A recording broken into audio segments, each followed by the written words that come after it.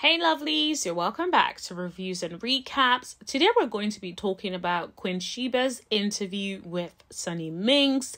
And as my name suggests, we're going to be doing a review and a recap.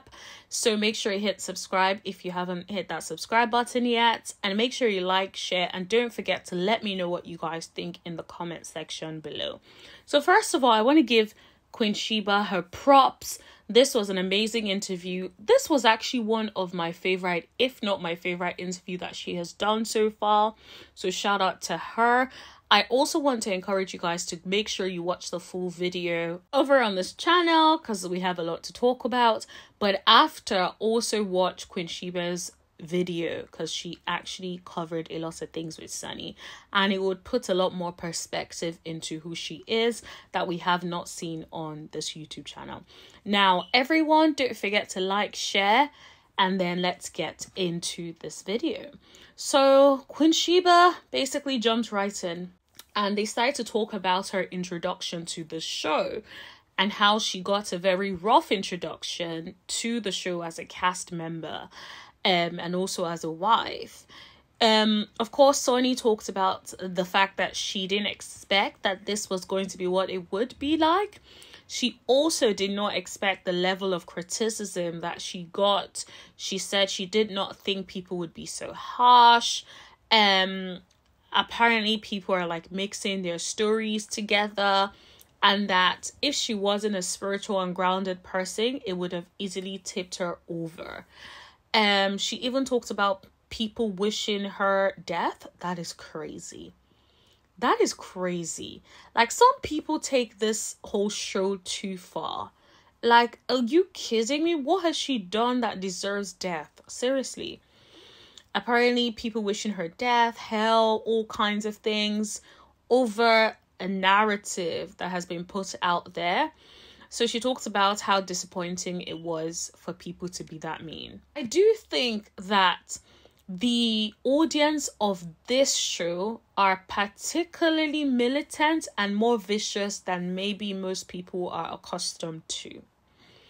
I don't remember people being as militant about other shows on the way people seem so militant about Love and Marriage Huntsville. And I think that sometimes people join and don't expect that level of craziness. Let's not forget Tiffany. I don't think Tiffany was ready for the level of craziness she was getting on social media. Even Stormy broke down at some point. I don't think she was ready for the level of criticism, the level of negativity that she got from being on the show. That is the thing. These fans are not playing. And I feel like Sunni is starting to learn that. So they talked a little bit more about how Sunni would have done that as a producer in terms of introducing them on the show. She basically said she wouldn't have done what was done because that sort of was like an ambush. So she wouldn't have been introduced by making her pop up at a podcast, and also to the point that Melody wasn't even aware of it. And it's like, this podcast is meant to be focusing on Melody and her accomplishments, yet you bring this side show into it. She didn't call it a side show, but you know what I mean. And she felt like the way that was done, it was almost like she was painted out to be the villain. It's almost like setting her up for failure in a way, because if you think about the way they brought her, she was brought on for people to be booing them and all of that. That's just not a very good introduction, if we're being honest. I guess for ratings probably, but I think it's not a very good introduction if you're not trying to make them play a certain role. If it is something where you're just trying to see how they will naturally fall, then I think that would make more sense. But this is given more like you want her to be the villain and you want Destiny to come out on top. So you're setting it up in a certain way. She did also share something that I thought was very interesting. She talks about the fact that she was actually first Tiffany's producer. I think we had no idea about it. There was no context. The way it was said, it was very interesting. Apparently, Destiny requested that Sunni should be her producer. That was a new one. I don't think we knew that at all. I'd never come across that being mentioned anywhere in these YouTube streets. So it's interesting that they specifically requested her. And she said she would have preferred to have been Melody's producer, since Melody's the star of the show, which makes sense. Like, if you're a producer trying to fight for the top spot, you want to be with the top dog so you can produce her scenes. She did also talk about her resume and some of the people that she's worked with. So I want you guys to go over there and watch it, because it will give you some context that you may not get on this video. And also, because I don't want to give everything away so that you guys can watch. Not that you guys don't already watch, but I'm just saying, right? Like, I don't want to take away from, she's creating content. I don't want to take everything away from the content that she created. So I think it's good go over there and watch to get some context about like where she used to work. But let me just say, she was in Hollywood, honey. She was doing bits before Love and Marriage Until came as an opportunity for her. One thing I also thought was interesting was Queenshiba talks about how good her energy is. And I'm like, that is interesting. We would not have known that, because on the show, it seems so combative that you wouldn't even think like she would be like good or fun or nice energy to be around. You would automatically assume that it's like a bit of a dark cloud when you're around her. So I actually love Queenshiba for pointing that out, because I think people may not think it's that deep, but like, I like people with good energy around me. So I can only imagine how it must have felt to be able to interview someone that has really good energy. Now, she did also clear something up, because I don't know if you remember that Destiny was sort of making it seem that Sunni was fired, and Sunni cleared that ish all the way up. She was like, she was not fired, and she feels like at this point Destiny is doing things for attention and trying to get back in the good graces of people she had lost previously. She talks about she was never fired. She worked her full term, which was 10 months, and she didn't come back because she was newly married, so she wasn't going to leave her husband for 1 year. She didn't want to be in these people's faces like so soon, knowing that she just got married to Moses. She wanted to have a proper break in between. She said she wished that Carlos would have cleared it up properly. He did mention it once on one of his tours, but it's interesting that it feels like Carlos doesn't really clear things up when it needs to be cleared up. He kind of clears it up whenever he feels like it. And it's interesting that, like, how about you clear it up more publicly so that can be cleared up? Instead, you're letting this girl go ahead and perpetrate this rumor that is a lie when you know that is not a fact. For instance, he could have done it on one of his Messy Monday recaps to say, yo, Sunni was never fired, like, let's cut that ish out. But instead, it's like he sits on it and lets the controversy brew, and I feel like that's what he's doing. Also, y'all, she does other things aside of producing. So apparently she does real estate. So they flip houses. She has a commercial construction company. And I think I really liked what she said about this, where she talked about being a general sort of laborer at the start, so she could see what they do, she could learn it for herself. I think that is very smart, so that like nobody can be telling you, oh, it's $500 for something when it's meant to be $50, because you don't know what's going on in your industry. So I feel like it's a very smart way to do business, where it's like you learn the trade and you work your way up, so that like no one can use any sort of terminology or anything to basically try to make money off you, knowing fully well they're being dishonest and it's not a serious issue. She did also talk about her father's addiction, and how he was functional and active, and she only found out he was addicted to drugs when she was 14. I can only imagine what that could have done to her psyche as a kid. But it also sounds like she has such an amazing relationship with her father. He has been sober for 20 years. She also talked about following him to meetings and rehabilitation centers, which I think is really, really nice. It's like it's clear that she's a daddy's girl and she supports her dad.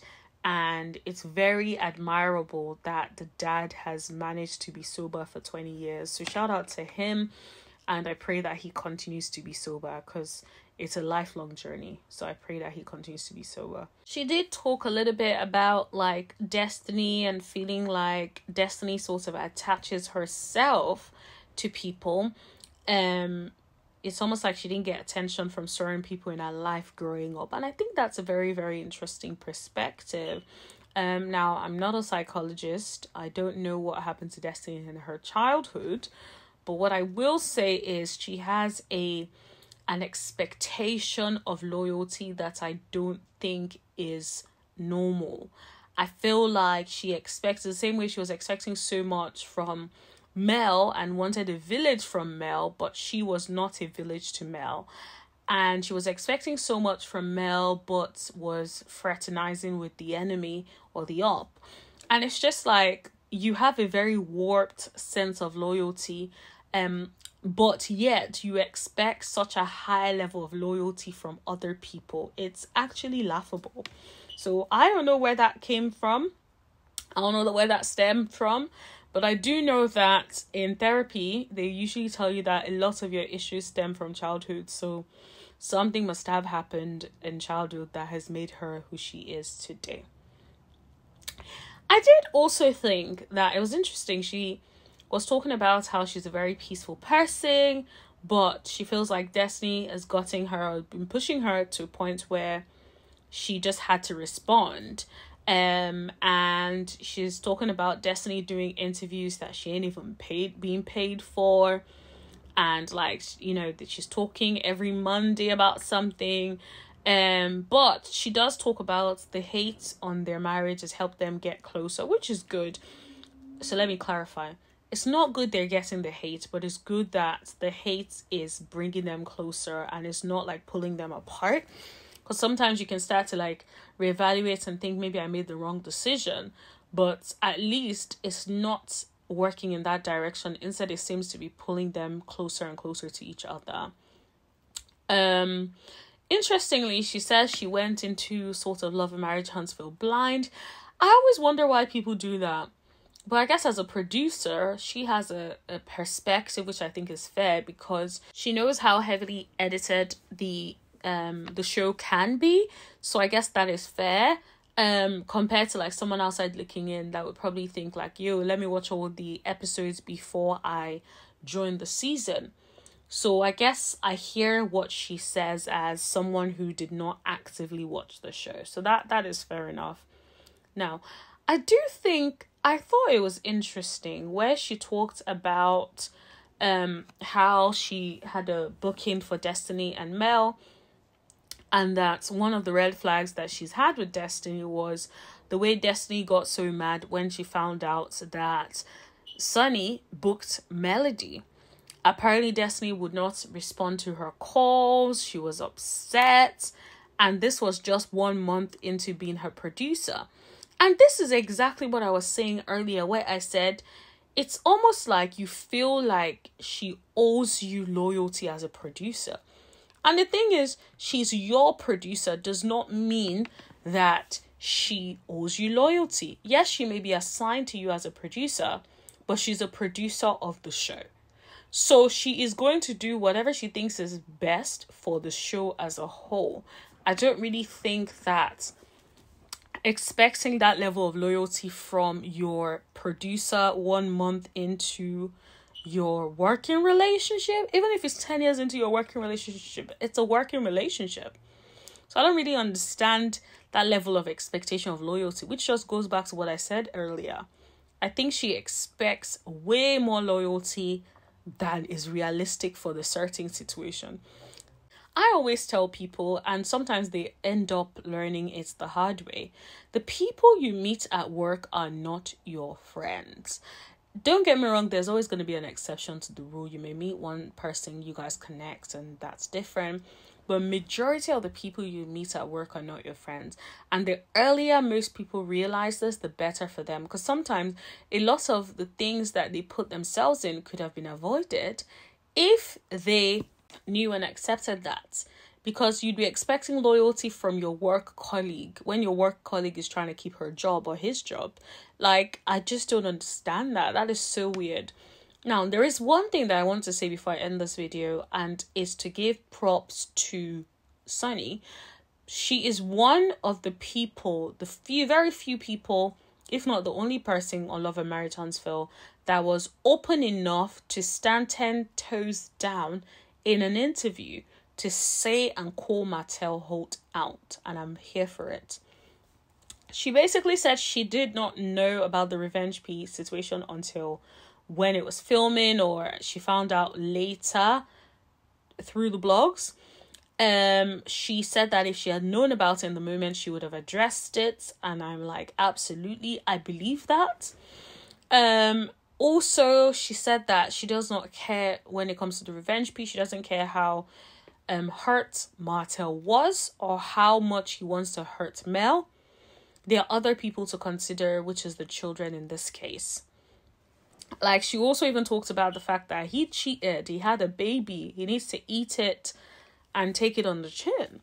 And I completely agree. I feel like I hate the fact that Martell keeps trying to reinvent and act like he didn't cheat when in fact he did. It's like, what are you trying to prove? You know you cheated. Let it go. Like, if you let it go, we will let it go. But the fact that you keep trying to minimize it is why everyone remembers it and continues to bring it up. I think for me, I just appreciate when people can be honest and stand in the truth. There's no reason for you to be like trying to act like what Martell did isn't wrong. And so I really appreciated that. So I will be giving Sunni a chance. I am going to watch and see how she presents herself throughout the season, and we'll see and we'll take it from there. But yeah, let me know what you guys thought of the interview if you guys have watched it, or even of my recap. Let me know in the comment section below. What did you think about what Sunni had to say about Martell and what she had to say about Destiny? Like I said, there is so much more that was covered in queenshiba's interview, so make sure you go over there and watch it. Now, don't forget to like, share, hit that subscribe button and tap that bell button so you know every single time that I post. And let me know what you guys think in the comment section below, and let's continue the conversation in the chat. I will see you guys in the next video. Thank you. Bye.